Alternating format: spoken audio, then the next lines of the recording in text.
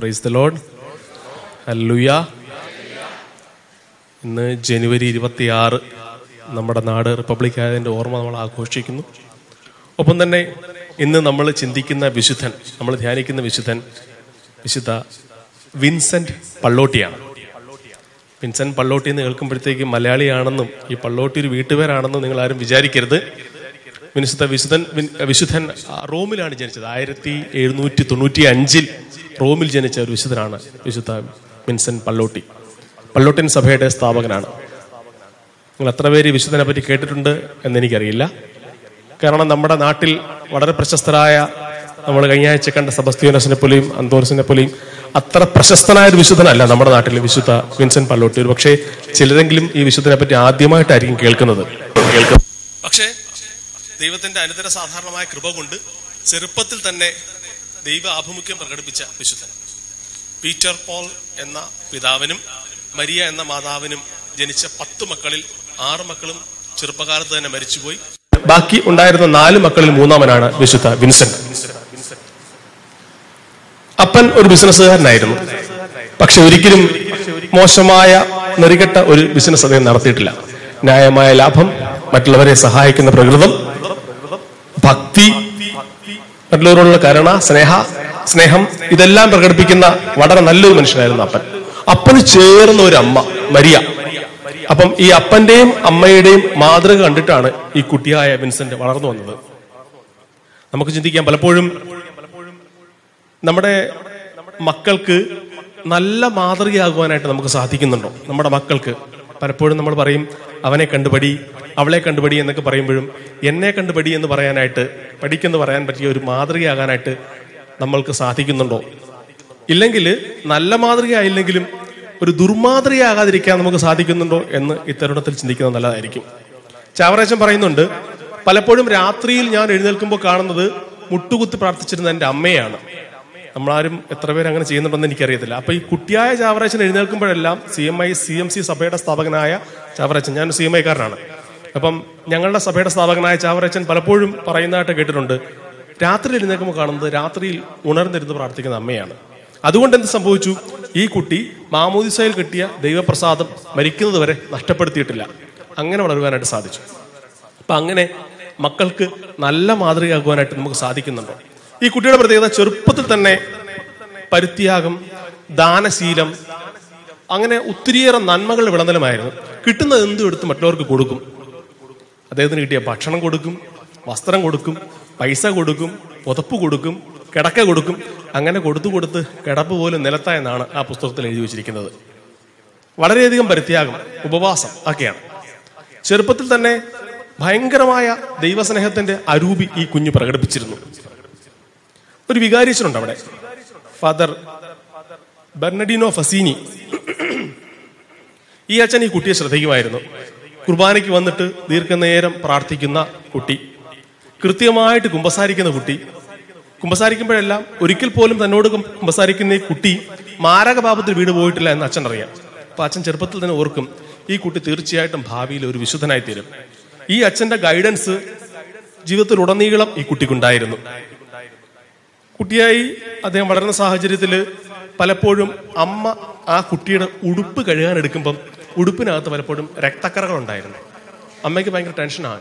ഇത്ര കുട്ടിയായിരിക്കുന്നവൻ ഈ പ്രായശ്ചിത്ത പ്രവർത്തികളൊക്കെ ചെയ്ത് സ്വയമായിട്ട് അടിച്ച്, പരിത്യാഗത്തിന്റെ ഫലമായിട്ട് അടിച്ച് ദേഹത്ത് പൊട്ടിക്കുമ്പോൾ ഈ അമ്മ ഉടുപ്പ് കണ്ട് മകനോട് ചോദിക്കും, മകനെ എന്താ ഇത്? അപ്പൊ ഈ കുഞ്ഞു പറയുന്നത്, അമ്മ, യേശു ഒരു തെറ്റും ചെയ്യാതെ എന്തുമാത്രം അടി കിട്ടി, എന്തുമാത്രം രക്തം ഒലിപ്പിച്ചു, അതിലൊരു പങ്ക് ഞാനും കൂടെ എൻ്റെ ജീവിതത്തിൽ ഏറ്റെടുക്കുകയാണ്. കർത്താവിന്റെ സഹനങ്ങളോട് നമ്മുടെ സഹനങ്ങളെ ചേർത്ത് വെക്കുമ്പോഴേക്കാണ് പലപ്പോഴും നമുക്ക് നമ്മുടെ സഹനങ്ങൾ ഒന്നുമല്ല എന്ന് തോന്നുന്നത്. എൻ്റെ വ്യക്തിപരമായ ജീവിതത്തിൽ ഒരു ചെറിയ സംഭവം, ഞാൻ പലപ്പോഴും ചിലപ്പോഴൊക്കെ ചിലർ പറയുന്ന, പെട്ടെന്ന് ഞാൻ വിഷമം വരുന്ന ഒരാളാണ്.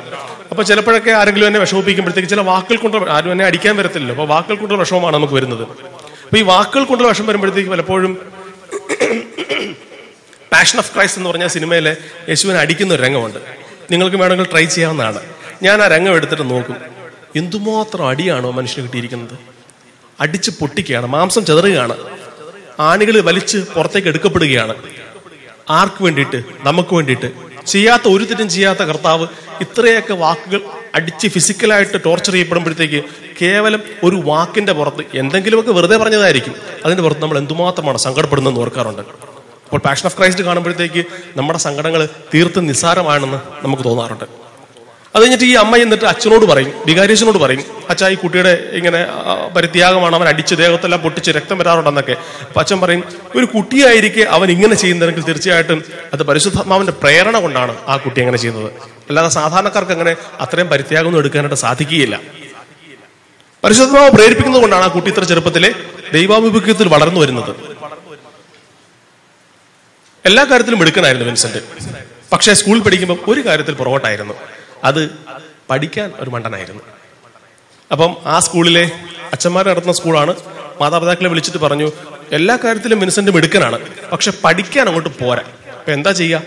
നമ്മളൊക്കെ ആണെങ്കിൽ വന്നിട്ട് വീട്ടിൽ വിളിച്ചിട്ട്, നീ നോക്കിക്കോ, അപ്പുറത്ത് അവനെ നോക്കിക്കോ, അവൻ പഠിക്കുന്നില്ലേ, നീ എന്താ പഠിക്കാത്തത്, നിനക്ക് എന്തിന്റെ കുറവാണ് ഇവിടെ ഉള്ളത് എന്നൊക്കെ പറഞ്ഞ് നമ്മൾ കുട്ടിയോട് കലശലായിട്ട് അരിശപ്പെടുകയും പോണെങ്കിൽ 2 ചവിട്ടും കൂടെ വെച്ച് കൊടുക്കുകയും ചെയ്യും. പക്ഷെ ഈ അമ്മ മകനെ അങ്ങനെ ഒന്നും ചെയ്തില്ല, കുറ്റപ്പെടുത്തിയില്ല, വഴക്ക് പറഞ്ഞില്ല, അവനോട് ദ്വേഷം കാണിച്ചില്ല. അമ്മ വിളിച്ചുകൊണ്ട് വന്നിട്ട് മകനോട് പരിശുദ്ധാത്മാവിനോടുള്ള പ്രാർത്ഥിക്കാൻ പഠിപ്പിച്ചു. എന്നെ കേട്ടുകൊണ്ടിരിക്കുന്ന മാതാപിതാക്കന്മാരെ, നിങ്ങളുടെ മക്കൾ പഠനത്തിൽ പിന്നോട്ടാണെങ്കിൽ നിങ്ങൾക്ക് അവരോട് ചെയ്യാൻ പറ്റുന്ന ഒരു നന്മ എന്ന് പറയുന്നത് പരിശുദ്ധാത്മാവിനോട് അവരോട് ആഭിമുഖ്യം വളർത്തുവാനായിട്ട് പഠിപ്പിക്കുക. പരിശുദ്ധാത്മാവിനോട് പ്രാർത്ഥിക്കുവാനായിട്ട്, നിരന്തരം പ്രാർത്ഥിക്കുവാനായിട്ട് അവരെ പ്രേരിപ്പിക്കുക, അവരെ പഠിപ്പിക്കുക. ജ്ഞാനത്തിന്റെ പുസ്തകം വായിച്ചാൽ അതിന്റെ ഒരു ആഭിമുഖ്യം നമുക്ക് കിട്ടും. ആവർത്തിച്ച് വായിക്കുക ജ്ഞാനത്തിന്റെ പുസ്തകം. ജ്ഞാനത്തിന്റെ പുസ്തകം 7-ാം അധ്യായം 7-ാം വാക്യത്തിൽ നമ്മൾ വായിക്കുന്നുണ്ട്, ഞാൻ ദൈവത്തോട് പ്രാർത്ഥിച്ചു, എനിക്ക് ജ്ഞാനം ലഭിച്ചു. ഞാൻ ദൈവത്തെ വിളിച്ചപേക്ഷിച്ചു, എനിക്ക് വിവേകം ലഭിച്ചു. അപ്പൊ ദൈവത്തോട് പ്രാർത്ഥിക്കുമ്പോൾ, ദൈവത്തെ വിളിച്ചപേക്ഷിക്കുമ്പോൾ നമുക്ക് ജ്ഞാനവും വിവേകവും ഒക്കെ ദൈവം തരും. അതുപോലെ തന്നെ യോഹന്നാന്റെ സുവിശേഷം 14-ാം അധ്യായം 26-ാം വാക്യം, ദൈവത്തിന്റെ ആത്മാവ്, ഞാൻ അയക്കുന്ന പരിശുദ്ധാത്മാവ് നിങ്ങളിലേക്ക് വരുമ്പോൾ എല്ലാ കാര്യങ്ങളും നിങ്ങളെ അവൻ ഓർമ്മിപ്പിക്കും. അതുകൊണ്ട് ഈ കുട്ടി അമ്മയുടെ പ്രാർത്ഥന കേട്ട്, അമ്മയുടെ അഭ്യർത്ഥന പ്രകാരം ഈ പരിശുദ്ധാത്മാവിനോട് പ്രാർത്ഥിക്കുകയും അവൻ പഠനത്തിൽ ഒന്നാമനായിട്ട് മാറുകയും ചെയ്യുന്നു. നിങ്ങൾക്ക് ശ്രമിക്കാവുന്ന കാര്യമാണ്. ഈ കുട്ടി ആ സ്കൂളിലെ ഏറ്റവും മിടുക്കനായ കുട്ടിയായി മാറുന്നു. സ്കൂൾ പഠനം കഴിഞ്ഞ് യൂണിവേഴ്സിറ്റിയിൽ അവൻ ചേർന്നു. തത്വശാസ്ത്രം പഠിച്ചു, ദൈവശാസ്ത്രം പഠിച്ചു, സഭാചരിത്രം പഠിച്ചു, ബൈബിൾ പഠിച്ചു, എല്ലാ കാര്യങ്ങളും പഠിക്കുന്നു. പഠിക്കുമ്പോഴൊക്കെ ഇവനാണ് ആ സ്കൂളിലെ ടോപ്പർ, ആ കോളേജിലെ യൂണിവേഴ്സിറ്റിയിലെ ടോപ്പർ. ഡിബേറ്റിനും എന്ത് പരിപാടിക്കും പുള്ളിയാണ് ഫസ്റ്റ്. പക്ഷെ ഒരു പ്രത്യേകത ഉണ്ട്, ഈ കാര്യങ്ങളൊന്നും ആരോടും ഇദ്ദേഹം പറയത്തില്ല. ഈ കിട്ടുന്ന അംഗീകാരങ്ങൾ, ബഹുമതികളെല്ലാം തന്റെ കഴിവായിട്ട് കൂട്ടാതെ നേരെ കൊണ്ടുവന്ന് പരിശുദ്ധ അമ്മയുടെ രൂപമുണ്ട്, ആ രൂപത്തിന് മുമ്പിൽ ഈ മകൻ സമർപ്പിക്കുകയാണ്. കുറച്ചു നാൾക്ക് ശേഷം അദ്ദേഹത്തിന്റെ പിതാവിനെ വഴിയിൽ വെച്ച് ഒരു അധ്യാപകൻ കണ്ടിട്ട് പറയുകയാണ്, നിന്റെ മകനാണ് യൂണിവേഴ്സിറ്റിയിലെ ടോപ്പർ. അപ്പോഴത്തേക്ക് അപ്പന് സന്തോഷവും ഉണ്ടായി, ദുഃഖവും ഉണ്ടായി. ദുഃഖം ഉണ്ടാകാൻ കാരണം, ഇത്രയൊക്കെ നല്ലൊരു കാര്യം നടന്നിട്ടും ഒരു കാര്യം പോലും ഈ മകൻ എന്നോട് പറഞ്ഞില്ലോ, ഞങ്ങളോട് പറഞ്ഞില്ലോ എന്ന്. അതാണ് ദുഃഖം. സന്തോഷം ഏതപ്പനെയും അമ്മയും പോലെ തന്റെ മകനാണ് ഈ സ്കൂളിലെ യൂണിവേഴ്സിറ്റിയിലെ ഫസ്റ്റ് കേൾക്കുമ്പോണ്ടാകുന്ന സന്തോഷം. അതിനുശേഷം വന്ന് ചോദിക്കുകയാണ്, മകനെ നീ ഇതൊന്നും ഞങ്ങളോടൊന്നും പറഞ്ഞില്ലോ. അപ്പം ഈ മകൻ പറയുന്ന കാര്യം, ദാനമല്ലാതെ എനിക്ക് കിട്ടിയ എന്തുണ്ട്, ദാനമല്ലാത്തതായിട്ട് എന്തുണ്ട്, എനിക്ക് കിട്ടിയിരിക്കുന്ന എല്ലാ കാര്യങ്ങളും. പലപ്പോഴും നമ്മൾ ചിന്തിക്കാറുണ്ട്, എന്റെ ബുദ്ധി മാത്രമല്ല, എന്റെ സൗന്ദര്യം, എന്റെ ആരോഗ്യം, എന്റെ സമ്പത്തം, എന്റെ കുടുംബം, എന്റെ ബന്ധുബലം, എനിക്ക് ദാനമല്ലാതെ കിട്ടിയ എന്തുണ്ട്. എല്ലാം ദാനമായിരിക്കും. പലപ്പോഴും നമ്മൾ ദാനമല്ലാതെ മട്ടിൽ അഹങ്കരിക്കാറുണ്ട്. അതുകൊണ്ടാണ് പറയാത്തത്. അപ്പോൾ അപ്പന് മനസ്സിലായി ദൈവത്തോടുള്ള സ്നേഹവും അവന്റെ എളിമയും കാരണമാണ് അവനിതൊന്നും പറയാത്തതെന്ന്. അതിനുശേഷം ഒരു വൈദികനാണോ എന്നുള്ള ആഗ്രഹം ഈ മകനിലേക്ക് അങ്കുരിച്ചു. അപ്പൊ അച്ഛൻ നേരെ ചെന്നിട്ട് ആധ്യാത്മിക ഉപദേഷ്ടാവിനോട് പറയുകയാണ്, പിതാവേ എനിക്കൊരു അച്ഛനാവണം, അത് കപ്പൂച്ചൻ സഭയിൽ അച്ഛനാവണമെന്നാണ് എന്റെ ആഗ്രഹം. അപ്പം ഈ ഞാൻ ആദ്യം പറഞ്ഞ ഫാദർ ബെർണഡിനോ ഫസീനി പറഞ്ഞു, കപ്പൂച്ചൻ സഭയിലെ നിയമാനുഷ്ഠാനങ്ങളൊക്കെ വളരെ കഠിനമാണ്, പ്രായശ്ചിത്ത പ്രവർത്തനത്തിൽ കഠിനമാണ്. അതുകൊണ്ട് അത് നിനക്ക് താങ്ങാൻ പറ്റുമോ എന്ന് എനിക്കറിയില്ല, നീ ഒരു കാര്യം ചെയ്യും, റോമിലെ ഇടവക വൈദികനാവും പറഞ്ഞു. അപ്പോൾ ആധ്യാത്മിക ഉപദേഷ്ടാവിന്റെ നിർദ്ദേശപ്രകാരം ഈ മകൻ റോമിലെ ഒരു ഇടവകയിലെ വൈദികനായിട്ട് ചേരുകയാണ്. 1818 ഇദ്ദേഹം അച്ഛനായി. സാധാരണഗതിയിൽ കാനോൻ നിയമം അനുസരിച്ച് അച്ഛനാകുമ്പോൾ ഒരാൾക്ക് മിനിമം 24 വയസ്സ് വേണം. പക്ഷെ വിശുദ്ധന് 23 വയസ്സേ ഉണ്ടായിരുന്നുള്ളൂ. അദ്ദേഹത്തിന്റെ ആധ്യാത്മിക ചൈതന്യവും പഠനവും മറ്റു കാര്യങ്ങളൊക്കെ വെച്ച് അദ്ദേഹത്തിന് ചെറിയൊരു എക്സെപ്ഷൻ കൊടുത്തിട്ട് അദ്ദേഹത്തെ ചെറുപ്പത്തിൽ തന്നെ വൈദികനാക്കിയാണ്. വൈദികനാക്കി അദ്ദേഹത്തിന്റെ കുർബാന ഓരോ വിശ്വാസിക്കും അനുഭവവേദ്യമാകത്തക്ക വിധം അത്ര ആഴത്തിൽ പതിഞ്ഞാണ്. അവസാനത്തെ കുർബാന പോലും ആദ്യത്തേതുപോലെ അത്ര തീക്ഷ്ണമായ ചൈതന്യത്തിലാണ് അദ്ദേഹം ചൊല്ലിക്കൊണ്ടിരുന്നത്. നിരന്തരമായ പ്രാർത്ഥന, ദീർഘനേരത്തെ ഉപവാസവും ദീർഘനേരത്തെ പ്രാർത്ഥന. അതിനുശേഷമാണ് ഈ വിശുദ്ധൻ കുർബാന ചൊല്ലുവാനായിട്ട് വരുന്നത്. ചിലപ്പോഴൊക്കെ കുർബാന ചൊല്ലി കാസായും പീലാസയും കയ്യിലെടുത്ത് പ്രാർത്ഥിച്ചുകൊണ്ടിരിക്കുമ്പോൾ അദ്ദേഹം തന്നെ മറന്ന് കുറേയധികം സമയം അങ്ങനെ പ്രാർത്ഥനയിൽ ലയിച്ചു നിന്നു. ചില സമയങ്ങളിൽ നമ്മളുടെ മനുഷ്യബുദ്ധിക്ക് വിശ്വസിക്കാൻ കഴിയാത്ത രീതിയിൽ അദ്ദേഹം നിലത്ത് നിന്ന് കുറെ നേരം, പല വിശുദ്ധരെ പറ്റി നമ്മൾ കാണും പിന്നീട് വരുമ്പോൾ, നിലത്ത് നിന്ന് അദ്ദേഹം കുറെ ഉയരത്തിൽ പൊങ്ങി അദ്ദേഹം പ്രാർത്ഥനയിൽ ലയിച്ച് സമാധിയായി നിൽക്കുന്ന ഒരു അവസ്ഥയിലേക്ക് എത്തുമായിരുന്നു. അത്രയ്ക്കും പ്രാർത്ഥനയുടെ ചൈതന്യമുണ്ടായിരുന്നു. ഒത്തിരിയേറെ ആത്മാവിന്റെ കഴിവുകൾ അല്ലെങ്കിൽ വരങ്ങൾ, ദാനഫലങ്ങൾ ഈ വിശുദ്ധനുണ്ടായിരുന്നു. ഒന്നാമത്തത് അദ്ദേഹത്തിന് പ്രവചനവരമുണ്ടായിരുന്നു. പ്രവചനവരം. ഒരിക്കൽ അദ്ദേഹം റോമിന്റെ വഴിയിലൂടെ നടന്നു പോകുമ്പോഴത്തേക്ക് ജിയോ മാരിയോ ഫെറാറ്റി എന്ന് പറഞ്ഞൊരു സുഹൃത്ത്, അദ്ദേഹത്തെക്കാൾ സീനിയറാണ്, ഉന്നത കുലജാതനാണ്, ഒരു മനുഷ്യൻ വളരെ സങ്കടപ്പെട്ട് ഇദ്ദേഹത്തോട് ഒരു പ്രാർത്ഥനാ സഹായം ചോദിച്ചു വന്നതാണ്. അപ്പൊ ചോദിച്ചു, എന്തിനു വേണ്ടിയിട്ടാണ് പ്രാർത്ഥിക്കേണ്ടത്? പറഞ്ഞു, എനിക്ക് മാർപ്പാപ്പയുടെ സ്വിസ് ഗാർഡ്, നിങ്ങൾക്ക് അറിയായിരിക്കും, സ്വിസ് ഗാർഡിലെ ഒരു മെമ്പറായി തീരണം, അതിനു വേണ്ടിയിട്ട് എനിക്ക് വേണ്ടി പ്രാർത്ഥിക്കണം. എനിക്ക് ചുഴലിദീനം ഉള്ളതുകൊണ്ട് എന്നെ സ്വിസ് ഗാർഡിൽ എടുക്കത്തില്ല. അപ്പൊ കുറച്ചു നേരം പ്രാർത്ഥിച്ചിട്ട് വിശുദ്ധൻ അദ്ദേഹത്തോട് പറയാണ്, നിനക്ക് ഒരിക്കലും സ്വിസ് ഗാർഡ് ആവാനായിട്ട് സാധിക്കുകയില്ല, നിനക്ക് ഒരിക്കലും സ്വിസ് ഗാർഡ് ആവാൻ സാധിക്കുകയില്ല. ഒരാളോട് പ്രാർത്ഥിക്കാനായിട്ട് ഇപ്പൊ എന്നോട് പറയുകയാണ്, ഇന്നൊരു കാര്യത്തിനോട് പ്രാർത്ഥിക്കാൻ വരുമ്പോഴത്തേക്ക് ഞാൻ പറഞ്ഞാണ്, നിങ്ങൾ ഒരിക്കലും ആ പരീക്ഷയിൽ ജയിക്കില്ല എന്ന് പറയുമ്പോൾ ഉണ്ടാകുന്ന സങ്കടം ഓർത്ത് നോക്കുകയെ. അതുപോലെയാണ് വിശുദ്ധൻ പറഞ്ഞത്, നിനക്കൊരിക്കലും സ്വിസ് ഗാർഡ് ആവാൻ പറ്റില്ല. പക്ഷെ ഒരു കാര്യം, നിനക്ക് ചുറ്റും സ്വിസ് ഗാർഡ് ഉണ്ടായിരിക്കും. സംഭവം സത്യമായി. അദ്ദേഹം ഈ ചെറുപ്പക്കാരനായ ഫെറാറ്റി പോയി വൈദികനായി, മെത്രാനായി, കർദിനാളായി, അദ്ദേഹം പോപ്പായി. 9ാം പിയൂസ് മാർപ്പാപ്പ ഈ ഫെറാറ്റി എന്ന് പറഞ്ഞ ചെറുപ്പക്കാരനാണ്. അതുപോലെ തന്നെ രോഗശാന്തി വരം ഈ വിശുദ്ധനിൽ തെളിഞ്ഞു നിന്നിരുന്നു. ഒരിക്കലൊരു വീട്ടിലേക്ക് അദ്ദേഹം കയറി ചെല്ലുകയാണ്. അവിടെ ചെന്നിട്ട് ചോദിക്കുക, നിങ്ങൾ എന്നെ വിളിച്ചിരുന്നോ? അവർ പറഞ്ഞു, ഞങ്ങൾ നിങ്ങളെ വിളിച്ചില്ല. ആരാണ്? ഞാൻ ഫാദർ പള്ളോട്ടിയാണ്. അപ്പോഴാണ് അവർ പറഞ്ഞത്, അച്ഛാ, ഞങ്ങളുടെ മകള് ഇവിടെ ഭയങ്കരമായ ഗുരുതരാവസ്ഥയിൽ രോഗം ബാധിച്ച് കിടക്കുകയാണ്, അച്ഛൻ അവൾക്ക് വേണ്ടി ഒന്ന് പ്രാർത്ഥിക്കുമോ? അച്ഛൻ പറഞ്ഞു, തീർച്ചയായിട്ടും പ്രാർത്ഥിക്കാം. അച്ഛനത് അറിയാമായിരുന്നു. അച്ഛൻ അവിടെ ചെന്ന് അവളുടെ തലയിൽ കവിച്ച് പ്രാർത്ഥിക്കുകയും ആ കുട്ടി അത്ഭുതകരമായ സുഖപ്പെടുകയും ചെയ്യുന്ന ഒരു സംഭവം. കുമ്പസാരക്കാരനായിരുന്നു. ഏത് കഠിന പാപിയും മാനസാന്തരപ്പെടുത്തുവാൻ തക്ക രീതിയിൽ കുമ്പസാരത്തിന്റെ കൃപ ലഭിച്ച മനുഷ്യനായിരുന്നു. പരഹൃദയജ്ഞാനം ഉണ്ടായിരുന്നു. തന്റെ മുമ്പിൽ വന്ന് മുട്ടുകുത്തുന്ന മനുഷ്യൻ ആരാണെന്നും അദ്ദേഹത്തിന്റെ പാപങ്ങളെ പറ്റിയുള്ള വളരെ കൃത്യമായ ദർശനം ഈ വിശുദ്ധന് കിട്ടിയിരുന്നു. അങ്ങനെ ഒളിച്ചു വെക്കാനൊന്നും പറ്റുകയില്ല അദ്ദേഹത്തോട്. കൃത്യമായിട്ട് അദ്ദേഹം പറയും, നിങ്ങൾ എന്താണ് ചെയ്തത്, എത്ര നാളായി പാപം ചെയ്തിട്ട്, എന്തൊക്കെ പാപമാണ് നിങ്ങൾ ചെയ്തത്. പക്ഷെ ഞങ്ങൾക്ക് പറയാൻ പറ്റുമെങ്കിലും ആ വിശുദ്ധന് പറയാൻ പറ്റുമായിരുന്നു. അതുകൊണ്ട് ദൈവത്തിന്റെ സ്നേഹത്തിന്റെ കരുണയുടെ മുഖമായി അദ്ദേഹം മാറി.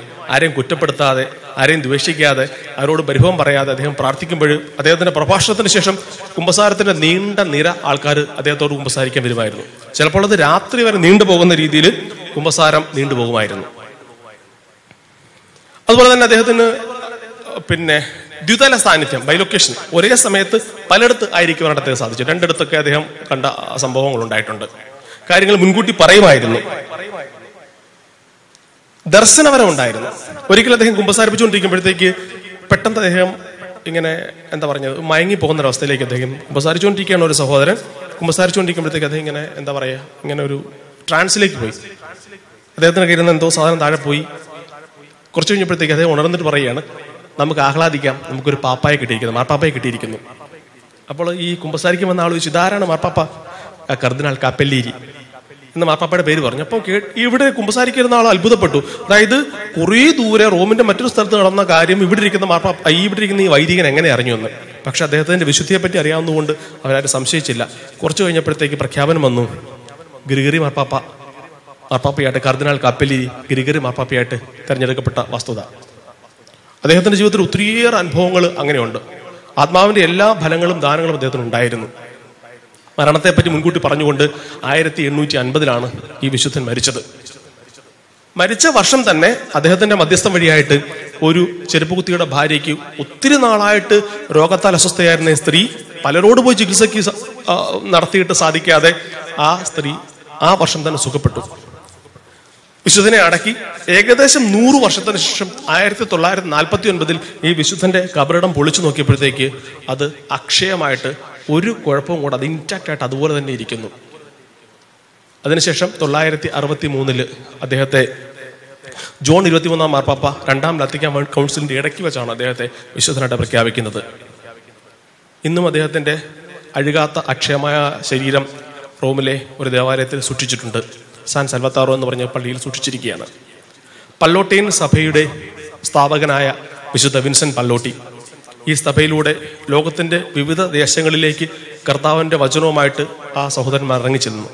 പിന്നെ കേട്ടുകൊണ്ടിരിക്കുന്ന നിങ്ങളെല്ലാവരും ഇന്ന് പ്രത്യേകമായിട്ട് ഭാരതത്തിന് വേണ്ടി പ്രാർത്ഥിക്കുന്നതോടൊപ്പം തന്നെ പല്ലോട്ടിയൻ സഭയ്ക്ക് വേണ്ടി പ്രാർത്ഥിക്കണം. കഴിഞ്ഞ 150 വർഷക്കാലം 160-170 വർഷക്കാലം ഈ സഭയിലൂടെ കർത്താവിന്റെ വചനം ലോകത്തിന്റെ വിവിധ ദേശങ്ങളിൽ എത്തിക്കുവാനായിട്ടും അവരിലൂടെ ഒത്തിരിയേറെ അത്ഭുതങ്ങൾ ഈ ലോകത്ത് നടക്കുവാനായിട്ടും ദൈവം ഇടയാക്കിയിട്ടുണ്ട്. അതിന് കാരണക്കാരനായ വിശുദ്ധ വിൻസെന്റ് പല്ലോട്ടിയോട് നമുക്ക് പ്രാർത്ഥിക്കാം. ഇന്ന് വിശുദ്ധ വിൻസെന്റെ മധ്യസ്ഥം വഴിയായിട്ട് ധാരാളമായ അത്ഭുതങ്ങൾ നിങ്ങൾ എല്ലാവരിലേക്കും ഉണ്ടാകുവാനായിട്ട് നമുക്ക് പ്രാർത്ഥിക്കാം. പ്രത്യേകമായിട്ട് ഭാരതത്തിനോട് പ്രാർത്ഥിക്കാം. എല്ലാവർക്കും നല്ലൊരു ദിവസം ആശംസിക്കുന്നു. പിതാവിൻ്റെയും പുത്രൻ്റെയും പരിശുദ്ധാത്മാവിൻ്റെയും നാമത്തിൽ ആമേൻ.